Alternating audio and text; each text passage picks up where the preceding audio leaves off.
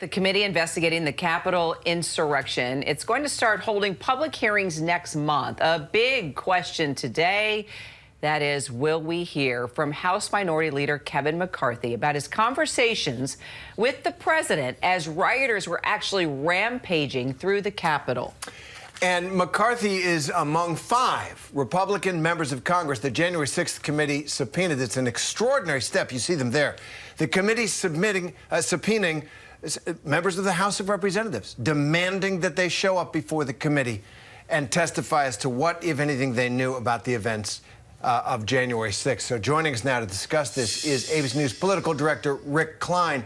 And Rick, Kevin McCarthy, for sure, has already said to our Jonathan Karl, among others, and publicly, how close in contact he was with President Trump the day of the insurrection. So is he going to testify? How are they going to handle this? Are they going to show up?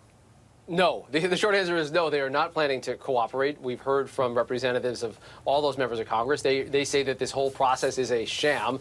Frankly, there isn't much that Congress can do to force them to do so. But Terry, to your point, there's actually a lot that McCarthy has said, and there's even more that he hasn't said, at least not in a consistent manner. We've heard through various media reports, through even what other members of Congress have said, partial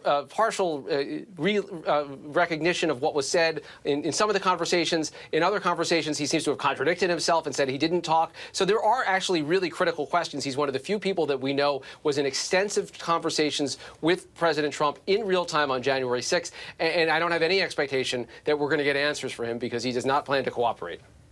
So, all right, so they don't plan to cooperate. So then what's next? Because McCarthy told ABC News, as you know, on January 6th that he had pleaded with the president to deliver a national address. So what more can committee members expect that they might get from his testimony, if anything? And what happens if, like you said, no one cooperates? So one of the other Republican members of Congress says and has said on the record that McCarthy told her that Trump was saying in real time, well, these people just must be more upset about the election than you are, Kevin. That's something that Kevin McCarthy has never confirmed in a public forum. He's had opportunities to answer it before. That would presumably be one of the questions that a member of the committee would have for him. But essentially, in not cooperating with this probe, these members of Congress have time on their side. It's no big secret that Congress is likely to change party control in November.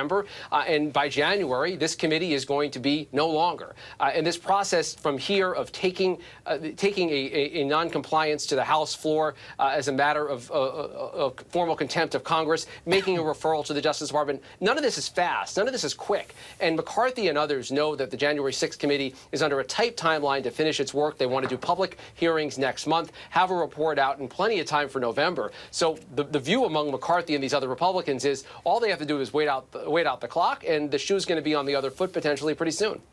Yeah, the Republicans, if they win, they'll be investigating the other way. But let me ask big picture here. This committee may not get Kevin McCarthy's testimony, the testimony of the others, but they've had a lot of other people come forward. They've gotten a lot of documents, some internal emails, text messages, and all the rest, and they do plan on holding hearings. What do you expect from that? Are these going to be nationally important hearings, or is this stonewalling from people like McCarthy and other witnesses closely allied to Donald Trump, although he's spun around so many times it makes me dizzy. But do you expect them to have a major impact on our understanding of January 6th and a major political impact when they hold these hearings? I think flat out they're important, and I think important to record and get as much information as you can about one of the darkest days in American democracy of January 6th of a year and a half ago. It's easy to go down the memory hole. People close to the committee swear up and down that there will be new revelations, there will be new information, even on top of all of the leaks and the partial information that's come out, all the information about Mark Meadows' cell phone and who was in touch with whom, that there will be additional information. I'm looking to see if there are more names that are directly implicated in instigating those events. And of course, what everyone wants to know is how much culpability the committee is able to direct at President Trump himself. We know what he said that day. We still don't know, though, a lot of what he was saying behind the scenes. These members of Congress that we're talking about, among the few that we know were in direct contact with former President Trump that day, do we get any other information about that? That probably is the biggest question that's before the committee, but I expect these hearings to be a pretty big deal. Before we let you go, there have been some developments this afternoon on the legal front for former President Trump, specifically involving his treatment of classified information. What more can you tell us? Yeah, Kira, this stems from a kind of crazy headline we saw in the last couple of months, which is that the National Archives recovered some 15 boxes of materials from the president's estate at Mar-a-Lago, some of which at least include classified material. Now, we don't know what that material pertains to. Trump himself has said that this was the ordinary course of business. We don't know if these were records that he thought he would be able to bring with him. We don't know if he tampered with any of the records after the presidency, what the rationale would be for bringing these official records. We know that they are back, but this is what the grand jury is now going to be investigating as to whether there was any potential criminal act committed.